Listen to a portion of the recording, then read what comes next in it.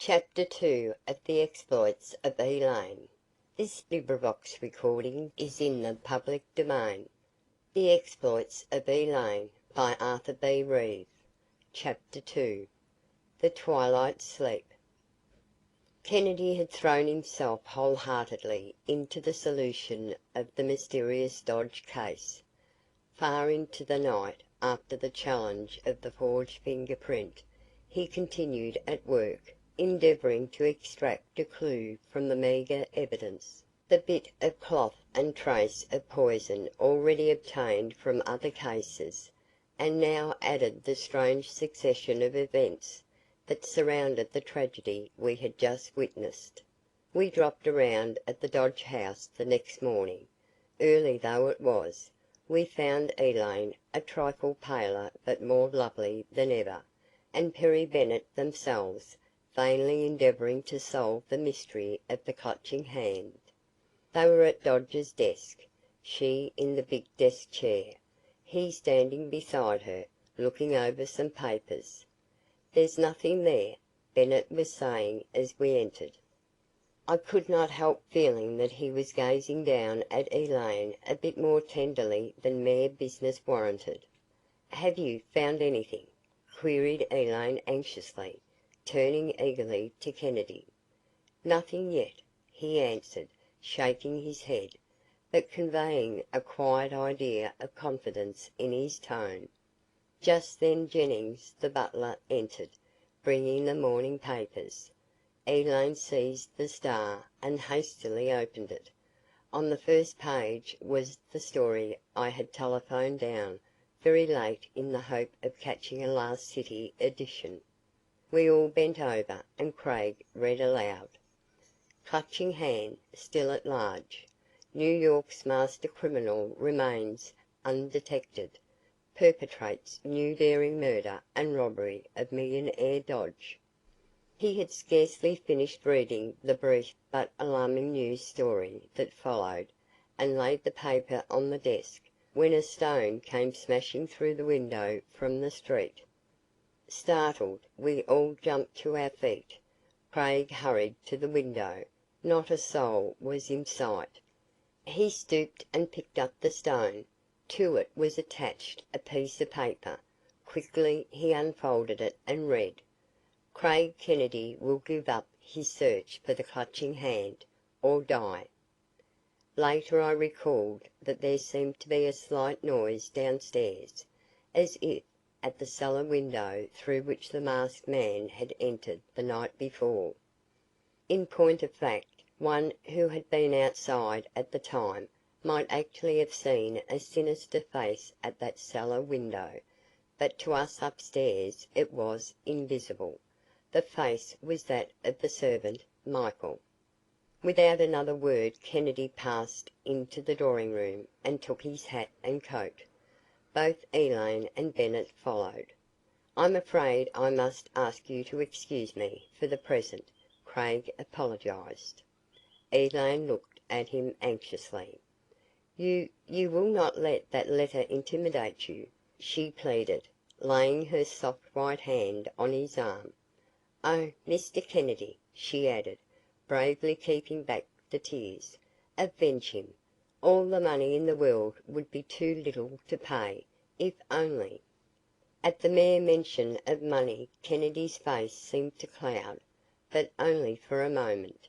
He must have felt the confiding pressure of her hand, for as she paused appealingly, he took her hand in his, bowing slightly over it to look closer into her upturned face. "I'll try," he said simply. Elaine did not withdraw her hand as she continued to look up at him. Craig looked at her as I had never seen him look at a woman before in all our long acquaintance.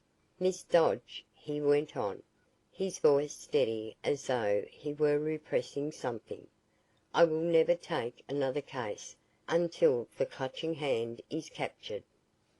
The look of gratitude she gave him would have been a princely reward in itself. I did not marvel that all the rest of the day and far into the night Kennedy was at work furiously in his laboratory. studying the notes, the texture of the paper, the character of the ink, everything that might perhaps suggest a new lead. It was all apparently, however, without result. It was some time after these events that Kennedy, reconstructing what had happened, ran across in a strange way which I need not tire the reader by telling, a Dr. Haynes, head of the Hillside Sanitarium for Women, whose story I shall relate substantially as we received it from his own lips. It must have been that same night that a distinguished visitor drove up in a cab to our Hillside Sanitarium, rang the bell, and was admitted to my office. I might describe him as a moderately tall, well-built man, with a pleasing way about him. Chiefly noticeable, it seems to me, were his moustache and bushy beard, quite medical and foreign. I am, by the way, the superintending physician, and that night I was sitting with Dr. Thompson, my assistant, in the office discussing a rather interesting case, when an attendant came in with a card and handed it to me. It read simply, Dr. Ludwig Reinstrom Koblenz. Here's that Dr. Reinstrom, Thompson, about whom my friend in Germany wrote the other day, I remarked, nodding to the attendant to admit Dr. Reinstrom. I might explain that while I was abroad some time ago, I made a particular study of the Dämmerschlaf, otherwise the twilight sleep, at Freiburg, where it was developed, and at other places in Germany where the subject had attracted great attention. I was much impressed, and had imported the treatment to Hillside. While we waited, I reached into my desk and drew out the letter to which I referred, which ended, I recall. As Dr. Reinstrom is in America, he will probably call on you. I am sure you will be glad to know him.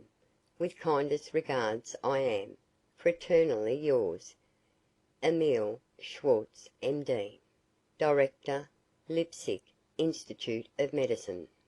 Most happy to meet you, Dr. Reinstrom, I greeted the new arrival as he entered our office. For several minutes we sat and chatted of things medical here and abroad. What is it, Doctor, I asked finally, that interests you most in America? Oh, he replied quickly, with an expressive gesture. It is the broad-mindedness with which you adopt the best from all over the world, regardless of prejudice. For instance, I am very much interested in the new Twilight sleep. Of course you have borrowed it largely from us, but it interests me to see whether you have modified it with practice. In fact, I have come to Hillside Sanitarium particularly to see it used. Perhaps we may learn something from you. It was most gracious, and both Mr. Thompson and myself were charmed by our visitor. I reached over and touched a call button, and our head nurse entered from a rear room. Are there any operations going on now? I asked. She looked mechanically at her watch. Yes, there are 2 cases now, I think, she answered. Would you like to follow our technique, Doctor? I asked, turning to Dr. Reinstrom. I should be delighted, he acquiesced. A moment later we passed down the corridor of the sanitarium, still chatting. At the door of a ward I spoke to the attendant, who indicated that a patient was about to be anesthetized, and Reinstrom and I entered the room. There, in perfect quiet, which is an essential part of the treatment, were several women patients lying in bed in the ward. Before us 2 nurses and a doctor were in attendance on one. I spoke to the doctor, Dr. Holmes, by the way, who bowed politely to the distinguished Dr. Reinstrom, then turned quickly to his work. Miss Sears, he asked of one of the nurses, will you bring me that hypodermic needle? How are you getting on, Miss Stern? To the other, who was scrubbing the patient's arm with antiseptic soap and water, thoroughly sterilizing the skin. You will see, Dr. Reinstrom, I interposed in a low tone, "that we follow in the main your Freiburg treatment. We use scopolamine and narkopin." I held up the bottle as I said it, a rather peculiar shaped bottle too. "And the pain?" he asked. "Practically the same as in your experience abroad. We do not render the patient unconscious, but prevent her from remembering anything that goes on." Dr. Holmes, the attending physician, was just starting the treatment. Filling his hypodermic, he selected a spot on the patient's arm where it had been scrubbed and sterilized, and injected the narcotic. "How simply you do it all here!" exclaimed Reinstrom, in surprise and undisguised admiration. "You Americans are wonderful." "Come, see a patient who is just recovering," I added, much flattered by the praise, which, from a German physician, meant much. Reinstrom followed me out of the door, and we entered a private room of the hospital where another woman patient lay in bed carefully watched by a nurse. "How do you do?" I nodded to the nurse in a modulated tone. "Everything progressing favourably?" "Perfectly," she returned, as Reinstrom, Haynes, and myself formed a little group about the bed of the unconscious woman. "And you say they have no recollection of anything that happens?" asked Reinstrom. "Absolutely none, if the treatment is given properly," I replied confidently.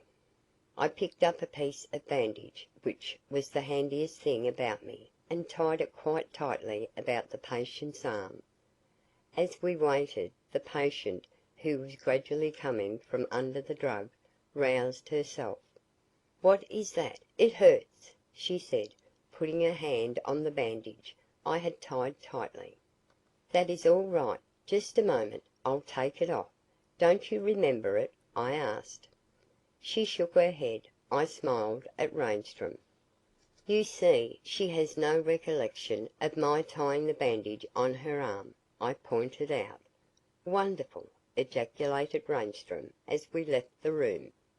All the way back to the office he was loud in his praises, and thanked us most heartily as he put on his hat and coat and shook hands a cordial good-bye. Now comes the strange part of my story. After Reinstrom had gone, Dr. Holmes, the attending physician of the woman whom we had seen anesthetized, missed his syringe and the bottle of scopolamine. "Miss Sears," he asked rather testily, "what have you done with the hypodermic and the scopolamine?" "Nothing," she protested. "You must have done something." She repeated that she had not. "Well, it is very strange then," he said. "I am positive I laid the syringe and the bottle right here on this tray on the table." Holmes, Miss Sears and Miss Stern all hunted, but it could not be found. Others had to be procured. I thought little of it at the time, but since then it has occurred to me that it might interest you, Professor Kennedy, and I give it to you for what it may be worth. It was early the next morning that I awoke to find Kennedy already up and gone from our apartment. I knew he must be at the laboratory, and, gathering the mail which the postman had just slipped through the letter slot, I went over to the university to see him. As I looked over the letters to cull out my own, one in a woman's handwriting on attractive notepaper addressed to him, caught my eye. As I came up the path to the chemistry building, I saw through the window that, in spite of his getting there early, he was finding it difficult to keep his mind on his work. It was the first time I had ever known anything to interfere with science in his life. I thought of the letter again. Craig had lighted a Bunsen burner under a large glass retort, but he had no sooner done so than he sat down on a chair and, picking up a book which I surmised might be some work on toxicology, started to read. He seemed not to be able, for the moment, to concentrate his mind, and after a little while closed the book and gazed straight ahead of him. Again I thought of the letter, and the vision that, no doubt, he saw of Elaine, making her a pathetic appeal for his help. As he heard my footstep in the hall, it must have recalled him, for he snapped the book shut and moved over quickly to the retort. "Well," I exclaimed as I entered, "you are the early bird. Did you have any breakfast?" I tossed down the letters. He did not reply, so I became absorbed in the morning paper. Still, I did not neglect to watch him covertly out of the corner of my eye. Quickly he ran over the letters. Instead of taking them, one by one, in his usual methodical way, I quite complimented my own superior acumen. He selected the dainty note. A moment Craig looked at it in anticipation, then tore it open eagerly. I was still watching his face over the top of the paper, and was surprised to see that it showed, first amazement, then pain, as though something had hurt him. He read it again, then looked straight ahead, as if in a daze. "Strange how much crime there is now," I commented, looking up from the paper I had pretended reading. No answer. "One would think that one master criminal was enough," I went on. Still no answer. He continued to gaze straight ahead at blankness. "By George!" I exclaimed finally, banging my fist on the table and raising my voice to catch his attention. "You would think we had nothing but criminals nowadays." My voice must have startled him. The usual imperturbable old fellow actually jumped.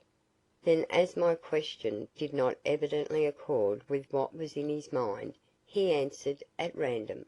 "Perhaps. I wonder if—" and then he stopped, non-committally. Suddenly he jumped up, bringing his tightly clenched fist down with a loud clap into the palm of his hand. "By heaven!" he exclaimed. I will." Startled at his incomprehensible and unusual conduct, I did not attempt to pursue the conversation, but let him alone as he strode hastily to the telephone. Almost angrily he seized the receiver and asked for a number. It was not like Craig, and I could not conceal my concern. "What's the matter, Craig?" I blurted out eagerly. As he waited for the number, he threw the letter over to me. I took it and read: "Professor Craig Kennedy, The University, The Heights, City. Dear Sir, I have come to the conclusion that your work is a hindrance rather than an assistance in clearing up my father's death, and I hereby beg to state that your services are no longer required. This is a final decision, and I beg that you will not try to see me again regarding the matter. Very truly yours, Elaine Dodge." If it had been a bomb I could not have been more surprised. A moment before I think I had just a sneaking suspicion of jealousy that a woman, even Elaine, should interest my old chums. But now all that was swept away. How could any woman scorn him? I could not make it out. Kennedy impatiently worked the receiver up and down, repeating the number. "Hello, hello," he repeated. "Yes, hello. Is Miss—oh, good morning, Miss Dodge?" He was hurrying along as if to give her no chance to cut him off. "I have just received a letter, Miss Dodge, telling me that you don't want me to continue investigating your father's death, and not to try to see you again about—" He stopped. I could hear the reply, as sometimes one can when the telephone wire conditions are a certain way and the quality of the voice of the speaker a certain kind. "Why, no, Mr. Kennedy, I have written you no letter." The look of mingled relief and surprise that crossed Craig's face spoke volumes. "Miss Dodge," he almost shouted, "this is a new trick of the Clutching Hand. I'll be right over." Craig hung up the receiver and turned from the telephone. Evidently he was thinking deeply. Suddenly his face seemed to light up. He made up his mind to something, and a moment later he opened the cabinet, that inexhaustible storehouse from which he seemed to draw weird and curious instruments that met the ever new problems which his strange profession brought to him. I watched curiously. He took out a bottle and what looked like a little hypodermic syringe, thrust them into his pocket, and, for once, oblivious to my very existence, deliberately walked out of the laboratory. I did not propose to be thus cavalierly dismissed. I suppose it would have looked ridiculous to a third party, but I followed him as hastily as if he had tried to shut the door on his own shadow. We arrived at the corner above the Dodge house, just in time to see another visitor, Bennett, enter. Craig quickened his pace. Jennings had by this time become quite reconciled to our presence, and a moment later we were entering the drawing-room too. Elaine was there, looking lovelier than ever in the plain black dress which set off the rosy freshness of her face. "And Perry," we heard her say, as we were ushered in, "someone has even forged my name, the handwriting and everything, telling Mr. Kennedy to drop the case, and I never knew." She stopped as we entered. We bowed and shook hands with Bennett. Elaine's Aunt Josephine was in the room, a perfect duenna. "That's the limit!" exclaimed Bennett. "Miss Dodge has just been telling me." "Yes," interrupted Craig. "Look, Miss Dodge, this is it." He handed her the letter. She almost seized it, examining it carefully, her large eyes opening wider in wonder. "This is certainly my writing and my notepaper," she murmured, "but I never wrote the letter." Craig looked from the letter to her keenly. No one said a word. For a moment Kennedy hesitated, thinking. "Might I see your room, Miss Dodge?" he asked at length. Aunt Josephine frowned. Bennett and I could not conceal our surprise. "Why, certainly," nodded Elaine, as she led the way upstairs. It was a dainty little room, breathing the spirit of its mistress. In fact, it seemed a sort of profanation as we all followed in after her. For a moment Kennedy stood still, then he carefully looked about. At the side of the bed, near the head, he stooped and picked up something which he held in the palm of his hand. I bent over. Something gleamed in the morning sunshine, some little thin pieces of glass. As he tried deftly to fit the tiny little bits together, he seemed absorbed in thought. Quickly he raised it to his nose as if to smell it. "Ethyl chloride," he muttered, wrapping the pieces carefully in a paper and putting them into his pocket. An instant later he crossed the room to the window and examined it. "Look!" he exclaimed. There plainly were marks of a jimmy which had been inserted near the lock to pry it open. "Miss Dodge," he asked, might I trouble you to let me see your arm?" Wonderingly she did so, and Kennedy bent almost reverently over her plump arm, examining it.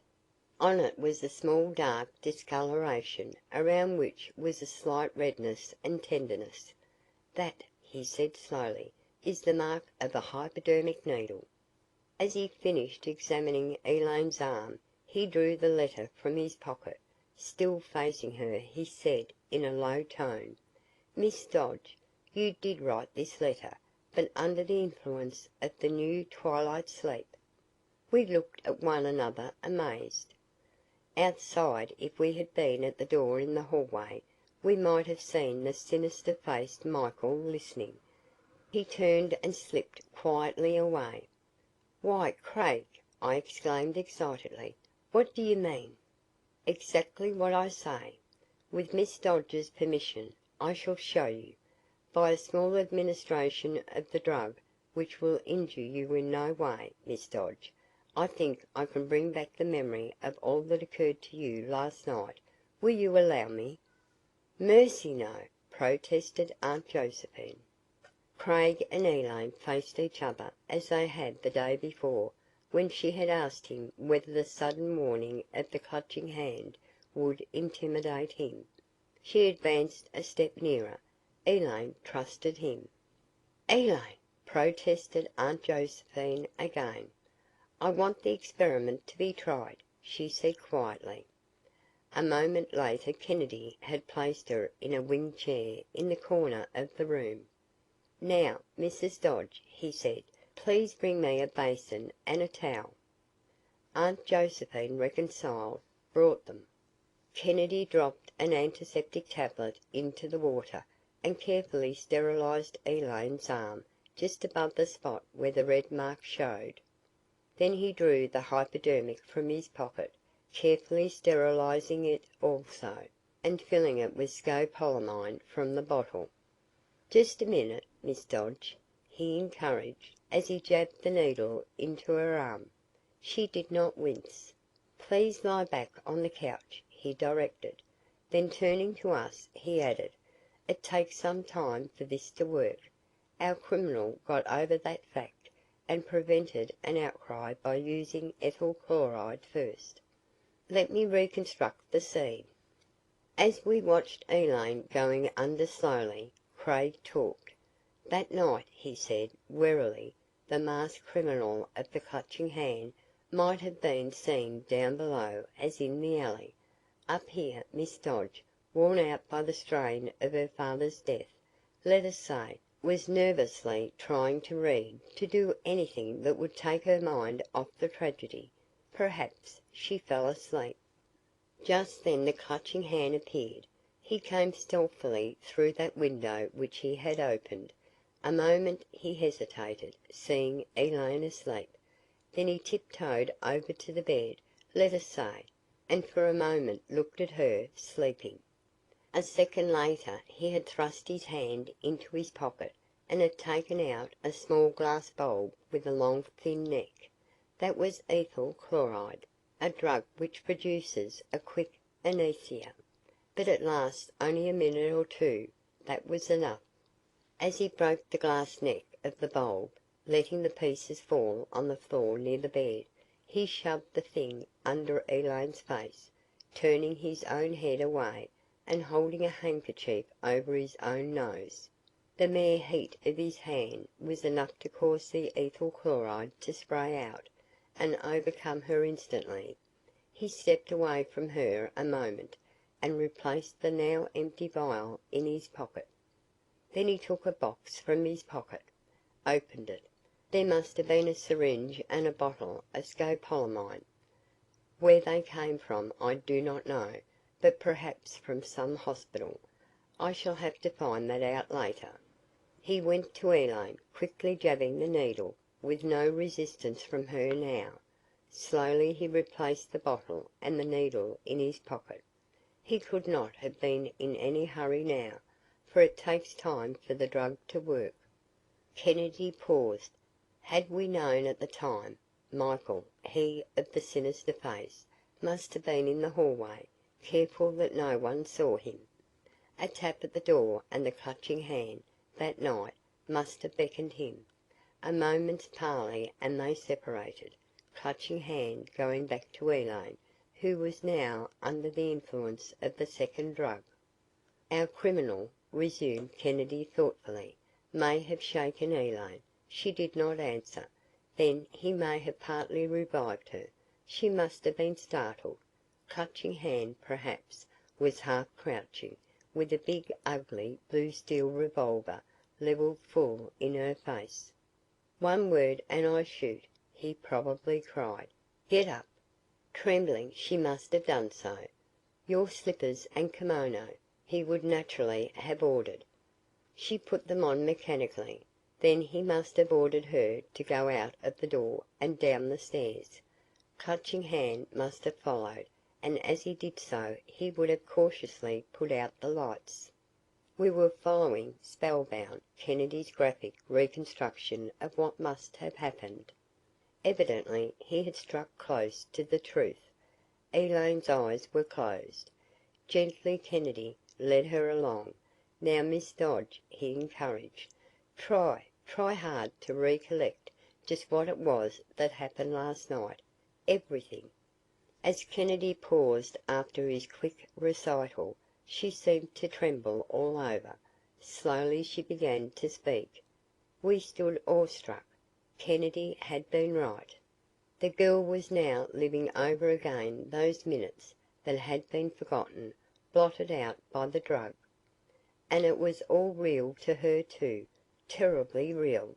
She was speaking, plainly in terror. "I see a man, oh, such a figure, with a mask.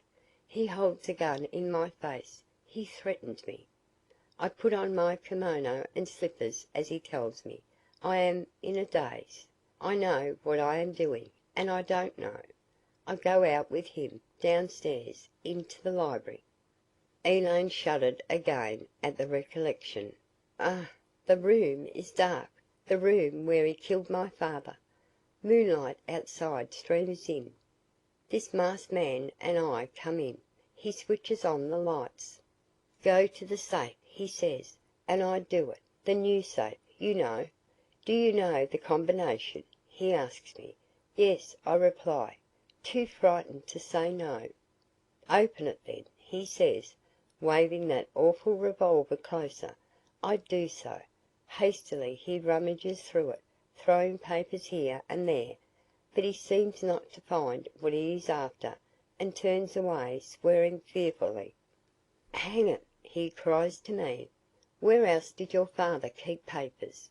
I point in desperation at the desk.